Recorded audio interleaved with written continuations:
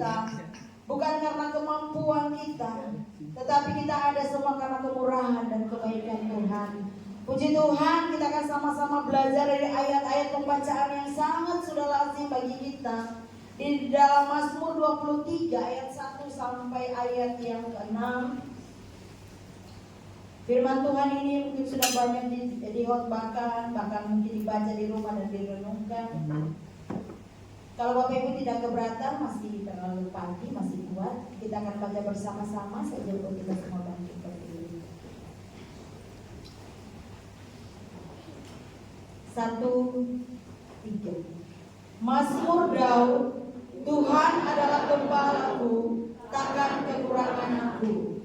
Ia membaringkan aku di padang yang berumput hijau. Ia membimbing aku ke air yang tenang. Ia menyegarkan jiwaku. Ia menuntun aku di jalan yang benar oleh karena namanya. Sekalipun aku berjalan dalam lembah kekelaman, aku tidak takut bahaya, sebab Engkau besertaku. Gadamu dan tongkatmu, itulah yang menghibur aku. Engkau menyediakan hidangan bagiku di hadapan lawanku. Engkau mengurapi kepalaku dengan minyak. Pialaku penuh melimpah.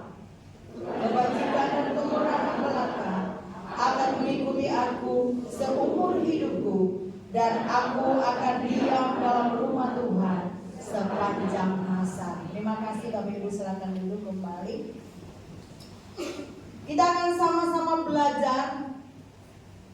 Tidak semua ayat dari ayat 1 sampai ayat yang ke-6, tapi kita akan belajar bersama-sama ayat yang ke-6. Kalau bisa ditampilkan kembali ayat yang ke-6. Kebajikan dan kemurahan belaka akan mengikuti aku seumur hidupku, dan aku akan diam dalam rumah Tuhan sepanjang masa.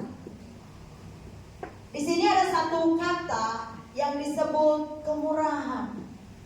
Kemurahan di sini bicara tentang kebaikan hati. Kemurahan juga berbicara tentang sifat kasih sayang. Kemurahan juga berbicara tentang orang yang murah hati, suka memberi. Tetapi di dalam perjalanan kehidupan kita, terkadang Tuhan seolah-olah menyembunyikan dirinya dari hadapan kita. Namun satu hal yang tidak dapat disembunyikan adalah kebajikan dan kemurahan. Kadang-kadang kita merasa bahwa Tuhan itu begitu jauh daripada kita. Seakan-akan Tuhan menyembunyikan dirinya di hadapan saya dan Bapak Ibu. Tetapi satu hal Dia tidak bisa menyembunyikan adalah kemurahan dan kebaikan dalam hidup kita. Karena setiap kali kita bangun pagi dengan tubuh yang sehat, kita sudah menikmati kemurahan dan kebaikan Tuhan. Tuhan selalu meninggalkan jejak kemurahannya di mana-mana, dari hal yang begitu mudah kita lihat sampai hal-hal yang kecil sekalipun dalam kehidupan kita. Tuhan meninggalkan kebaikannya dalam kehidupan kita dari hal-hal yang sering kita lihat. Seperti Tuhan mungkin menyembuhkan kita, Tuhan mungkin menyediakan berkat-berkat bagi kita. Tetapi Tuhan juga sampai kepada hal-hal yang sekecil apapun yang mungkin katong tidak bisa mendeteksi atau katong kadang-kadang lupa. Tetapi Tuhan bisa mengerjakan itu di dalam kehidupan kita. Dan kita lihat di sini bahwa secepatnya itu Tuhan menyatakan kebaikannya, kemurahannya di dalam kehidupan kita. Dan secepat itu juga kadang-kadang kita melupakan kebaikan dan kemurahan Tuhan. Terlalu sering kita menikmati kebaikan dan kemurahan Tuhan. Terlalu mudah ketika kita menikmati kemurahan dan kebaikan Tuhan, maka terlalu gampang kita melupakan kebaikan dan kemurahan Tuhan. Mengapa kita bilang begini?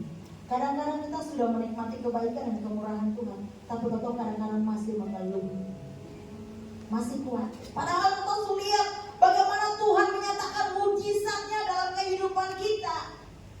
Kadang-kadang kita bisa melihat bagaimana Tuhan campur tangan dalam kehidupan kita.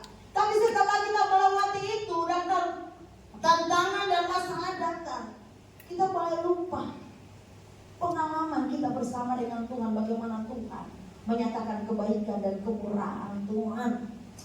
Di dalam perjanjian lama, bangsa Israel keluar dari tanah Mesir dengan kekuatan Tuhan yang luar biasa. Tuhan menyatakan dengan berbagai hal yang dahsyat. Dari Tuhan membelah laut ke berau. Belum cukup sampai di situ, Tuhan memberikan tuntunannya merupakan tiang api dan tiang awan yang memelihara bangsa Israel selama mereka berjalan di padang gurun. Tuhan memperlihatkan betapa besarnya dan luar biasanya kemurahan Tuhan yang Tuhan nyatakan dalam kehidupan kita masing-masing. Sama seperti bangsa Israel, ketika mereka berjalan siang hari, Tuhan menuntun mereka dengan tiang awan supaya mereka tidak kepanasan. Dan ketika malam hari, Tuhan menuntun mereka dengan tiang api, bukan saja menerangi perjalanan hidup mereka, tetapi juga memberikan kehangatan bagi mereka, supaya mereka tidak kedinginan. Begitu juga dengan kehidupan kita. Tuhan menuntun perjalanan kehidupan kita sampai saat ini dengan kebaikan, dengan kemurahannya begitu melimpah dalam kehidupan kita. Bukan saja siang hari Dia menyatakan kebaikan dan kemurahan, menuntun, memberkati kehidupan kita di dalam pekerjaan, di dalam usaha. Tapi sepanjang malam ketika kita berbaring tidur pun, kita masih menikmati kemurahan dan kebaikan Tuhan. Kita masih menikmati bagaimana Tuhan menjaga, memelihara kita dan membangunkan kita pagi hari dengan keadaan tubuh kita yang sehat. Tidak ada satu orang pun yang bisa membangunkan kita pagi hari kecuali Tuhan. Karena manusia bisa membangunkan kita, tapi kalau Tuhan membiarkan kita tidur lagi, siapa yang sanggup? Tidak ada. Jadi kita lihat di sini bahwa sesungguhnya Tuhan menuntun bangsa Israel dengan kemurahan Tuhan yang Tuhan nyatakan. Tuhan menuntun kehidupan kita dalam perjalanan ketika kita masuk pada bulan ini. Penyataan Tuhan sangat sempurna menyertai. Dan dalam perjalanan kehidupan kita selama 1 bulan ini, saya percaya ada tantangan, ada masalah, tapi Tuhan selalu memberikan jalan keluar dalam setiap kehidupan kita. Seringkali kita mengecilkan makna kemurahan Tuhan, bahkan menilainya sama dengan standar dunia. Kadang-kadang kita menilai kebaikan Tuhan itu seperti orang berbuat baik kepada kita. Ingat, orang berbuat baik kepada kita ada batasnya. Kadang-kadang ketika terlalu sering, dia mulai mengeluh. Tapi Tuhan tidak seperti itu. Ketika Tuhan melakukan kebaikan dalam hidup kita, terus Dia melakukan itu dalam kehidupan. Kadang-kadang mungkin kita kurang setia, tetapi Dia tetap setia dan menuntun kehidupan kita masing-masing. Tuhan menghendaki agar setiap orang percaya dapat mengenali betapa kemurahan Tuhan itu nyata, selalu hadir dalam setiap kehidupan, baik ataupun tidak baik keadaan yang kita hadapi. Ingat, jangan sampai kita hanya menyatakan Tuhan terima kasih buat kebaikan-kebaikan Tuhan ketika kita memperoleh sesuatu berkat-berkat dari Tuhan. Tetapi ketika ada tantangan dan masalah yang kita hadapi, kita mau berkata, Tuhan, mengapa begini dan mengapa seperti ini? Kita mulai mengeluh di hadapan Tuhan. Kita kembali kepada ayat pembacaan. Daud mengenali kemurahan Tuhan di dalam kondisi yang paling buruk sekalipun. Kemurahan Tuhan seperti apa yang Daud kenali di tengah-tengah masalah yang dihadapi. Ayat-ayat ini mungkin Bapak Ibu sudah hafal, bahwa dalam lembah kekelaman sekalipun di sana Tuhan ada. Daud menghadapi satu situasi yang sangat sulit ketika itu, dan kita melihat bahwa Daud mengenali, dia kenal bahwa di balik semua masalah persoalan yang dia hadapi, di balik tantangan ada kemurahan Tuhan yang dia nikmati. Hal yang paling pertama kita bisa lihat di sini ayat yang keempat. Sekalipun aku berjalan dalam lembah kekelaman, aku tidak takut bahaya, Sebab engkau besertaku, gadamu dan tongkatmu, itulah yang menghibur aku. Hal yang paling pertama, Daud merasakan penghiburan dan damai sejahtera di tengah kondisi terburuk sekalipun. Sekalipun aku berjalan dalam lembah kekelaman. Dalam lembah kekelaman artinya bahwa dalam masalah persoalan, aku tidak takut bahaya. Daud sangatlah muda, tetapi kita lihat di sini bahwa dia menulis ini. Dia ada di dalam lembah kekelaman, tetapi dia berkata dia tidak takut. Dia tidak takut bahaya, sebab gada dan tongkat itulah yang menghibur aku. Sangatlah mudah bagi siapapun merasakan penghiburan dan damai sejahtera ketika dia mengalami keadaan yang baik, atau segala sesuatunya berjalan dengan lancar. Mudah sekali kita merasakan bahwa ada damai sejahtera, ada penghiburan ketika kita mengalami keadaan yang baik-baik saja. Segala sesuatu dipermudah dan kelihatan tidak ada tantangan. Kita merasa bahwa ada damai sejahtera yang berlimpah-limpah dalam kehidupan kita. Karena semua hal yang dikerjakan itu berjalan dengan lancar.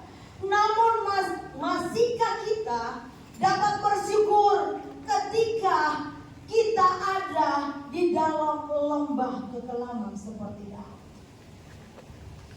Masihkah kita menganggap Tuhan itu besar dan luar biasa? Masihkah kita menguatkan diri kita bahwa Tuhan yang kita percaya, Tuhan yang tidak pernah meninggalkan kita dalam lembah kekelaman sekalipun? Daud tidak takut bahaya, sebab gadamu dan tongkatmu itulah yang menghibur pribadinya. Kemurahan dan kebaikan, kebajikan Tuhan yang akan menuntun kehidupan kita, yang akan menghibur kehidupan kita, dan akan membuat kita kuat di dalam menghadapi situasi-situasi yang sulit sekalipun. Umumnya orang hanya bisa melihat dari sisi buruknya saja, padahal di balik semua masalah yang dihadapi selalu ada kebaikan Tuhan yang luar biasa. Kadang-kala kita hanya melihat masalah dari sisi buruknya saja. Kita melihat masalah yang kita hadapi, merasa bahwa mengapa hal ini bisa terjadi dalam kehidupan saya. Kemarin dalam pengurusan surat-surat untuk perjalanan, saya memang banyak surat-surat yang mengalami kendala. Urus satu belum selesai, sudah selesai, satu lagi. Ada sangat banyak proses yang, dan pada satu titik di mana beta secara manusia merasa Tuhan, ya terserah Tuhan saja, Tuhan mau kaitan dan pergi saya juga saya. Satu titik yang memang beta merasa mengapa sulit sekali. Terus ada satu kata dari Bapak Gembala begini, bahwa segala sesuatu ada proses. Untuk otomi di luar negeri saja prosesnya sangat sulit. Untuk datang ke Tuhan prosesnya tidak sesulit itu. Hanya Tuhan mau kita datang, mengaku Dia sebagai Tuhan dan Juru Selamat, mengutamakan Dia, menyerahkan hidup kita kepada Tuhan. Tidak begitu sulit. Tapi bagi manusia itu sangat sulit. Karena apa? Karena kadang-kala kita sendiri tidak mau menuruti apa yang Tuhan mau. Kadang-kala mengapa kita merasa sulit untuk ikut Tuhan? Karena kita melihat besarnya tantangan dalam kehidupan kita. Kadang-kala kita melihat betapa sulitnya mengikut Tuhan, karena kita masih menginginkan keinginan daging ini lebih daripada keinginan Tuhan di dalam hidup kita. Dan itu yang membuat kita merasa sulit. Betapa sulitnya ikut Tuhan. Harus pagi hari Minggu bangun pagi-pagi mesti pergi ke gereja. Biasanya orang lain hari Minggu itu hari istirahat, mesti tidur.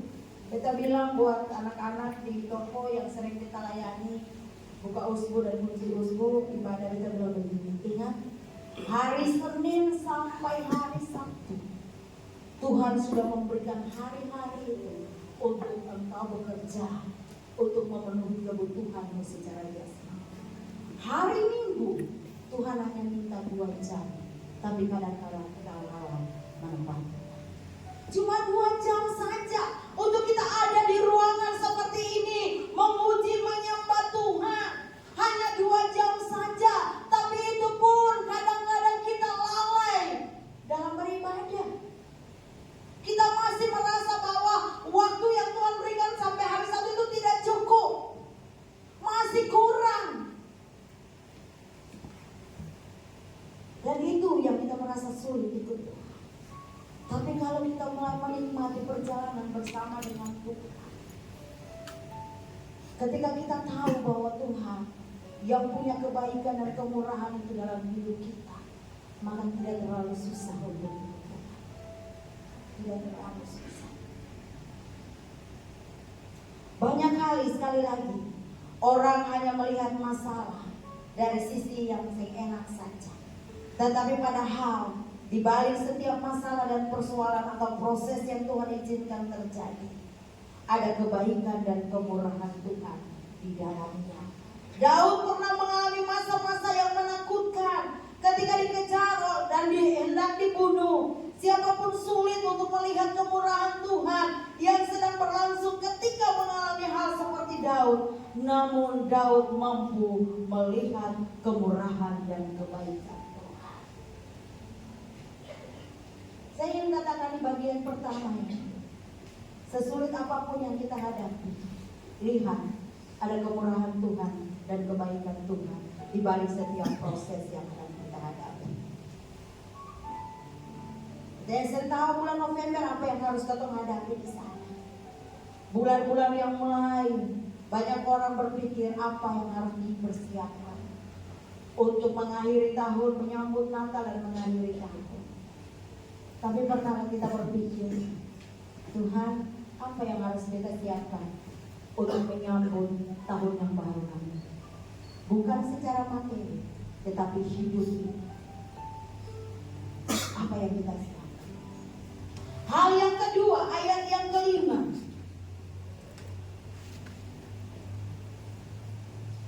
Engkau menyediakan hidangan bagiku di hadapan lawanku.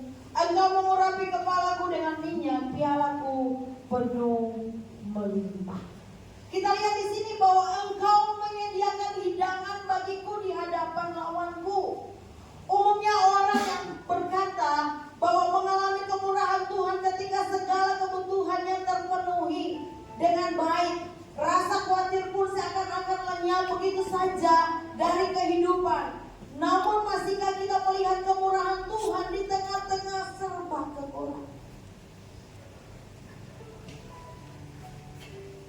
Sekali lagi, pada umumnya orang berkata, saya mengalami kebaikan dan kemurahan Tuhan ketika segala kebutuhan terpenuhi dengan baik. Rasa khawatir untuk menjalani hidup ini pun seakan-akan sengaja dalam kehidupan kita. Tetapi masihkah kita melihat kebaikan dan kemurahan Tuhan ketika kita ada di dalam tengah kekurangan? Dikatakan di sini, engkau menyediakan hidangan bagiku di hadapan lawan-lawan. Lawan-lawan ini bukan hanya bicara tentang musuh secara nyata, saya bermusuh dengan seseorang pribadi, tidak seperti itu saja, tetapi lawan bicara tentang kekurangan-kekurangan yang kita hadapi secara nyata. Mungkin saat ini kita merasa bahwa semua tercukupi, saya ada rasa khawatir, mau makan ada, mau pakai ada, semua ada, dan kita hidup dalam keadaan yang senang-senang saja. Tetapi bagaimana ketika kita mengalami masalah dan persoalan dalam kehidupan kita? Masihkah kita merasakan bahwa Tuhan itu baik, kemurahannya selalu baru setiap hari dalam hidup kita atau tidak? Sekarang tergantung dalam kehidupan kita masing-masing. Kita mau katakan, ketika dalam masalah dan persoalan kita mampu bersyukur dan menyatakan kebaikan dan kemurahan Tuhan, kita adalah orang-orang yang hebat dan luar biasa. Kita hebat dan luar biasa karena ada Tuhan di dalam kehidupan kita. Dengan kekuatan kita sendiri kita tidak mampu menjalani hidup ini. Kita butuh Tuhan untuk memberikan kita kekuatan. Kita butuh Tuhan untuk memberikan kita jalan keluar bagi setiap masalah dan persoalan yang kita hadapi. Daud berkata, Tuhan menyediakan hidangan, Tuhan menyediakan berkat-berkat bagiku di hadapan lawan-lawanku, di hadapan masalah dan persoalan. Tuhan menyediakan berkat-berkat besar dalam setiap kehidupan kita. Bulan November menanti dengan berkat-berkat besar. Amin. Amin. Kayaknya masih ragu-ragu. Amin itu masih di. Bulan November kan menanti dengan berkat-berkat yang besar. Amin. Amin. Nah, itu baru. Ketika kita mengamenkan dengan kuat, itu menambah iman percaya kita kepada Tuhan. Kalau amin, berarti ada masih ragu-ragu. Bisa kasih.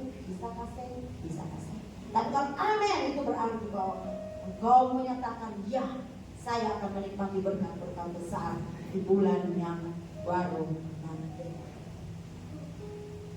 Keadaan yang kita dihadapi Daud juga tidak mudah. Namun justru Daud dapat melihat pemeliharaan, pembelaan Tuhan di tengah-tengah kondisi yang sulit.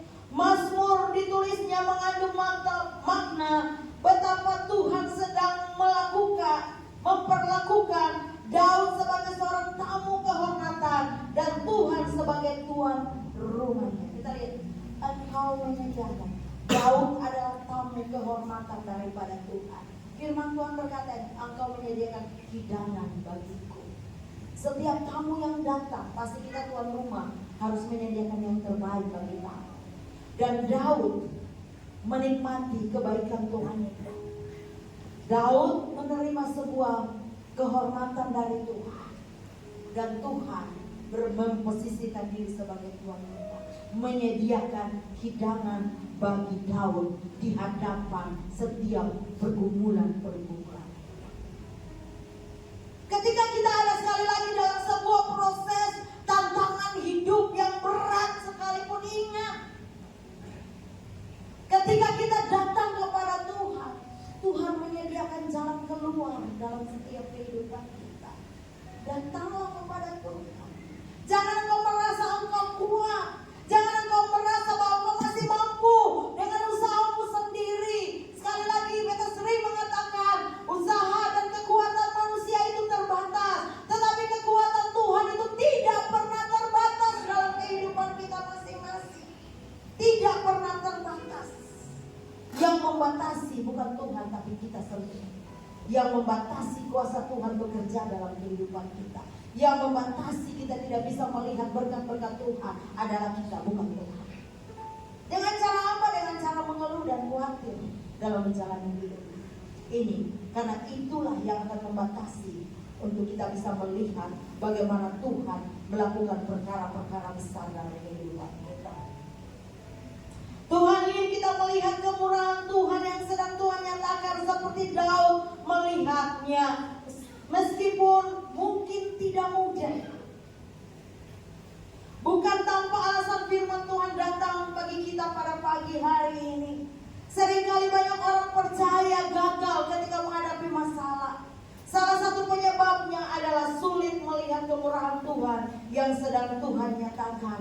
Padahal kemenangan dan level yang baru Tuhan menanti di depan. Ketika kita dapat melihat dengan baik, nikmatilah kemurahan Tuhan dalam menjalani kehidupan. Mungkin firman Tuhan yang singkat yang saya bagikan pagi hari ini. Tetapi saya percaya bahwa ketika kita berjalan bersama dengan Tuhan, kita akan menikmati kemurahan Tuhan, lepas kemurahan Tuhan.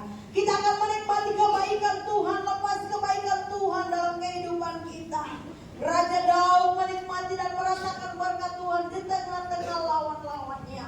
Di tengah-tengah situasi yang sulit. Kadang-kala kita mungkin Daud punya masalah lebih berat dari kita, ataupun kita punya lebih berat dari Daud. Tapi kita punya Tuhan yang sama. Amin. Kita punya Tuhan yang sama. Tuhan yang mampu dan sanggup untuk membawa kita keluar dari setiap tekanan dan masalah. Ingat, jangan